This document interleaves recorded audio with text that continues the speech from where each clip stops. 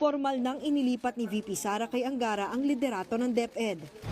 Aminado si VP Sara na may panghinayang siya sa kanyang pag-alis sa DepEd. Napamahal na raw kasi sa kanya ang mga tao rito. Gusto rin daw sana niya noon na matapos ang mga deliverable para sa ahensya ng administrasyon. Pero si Angara ang sasalo ng mga nakabinbing programa ng DepEd, gaya ng Matatag Center, revised senior high school curriculum, at pagdadagdag ng benepisyo para sa mga guro. Ngunit, aaminin ko na sa ikli ng panahon, may mga hakbang na sadyang hindi natin natapos. Nais kong ipaubaya ito sa ating susunod na kalihim ng kagawaran. I hope we can all work together. Sama-sama po tayong magtrabaho para sa ating mga minamahal na guro at para sa kabataang Pilipino.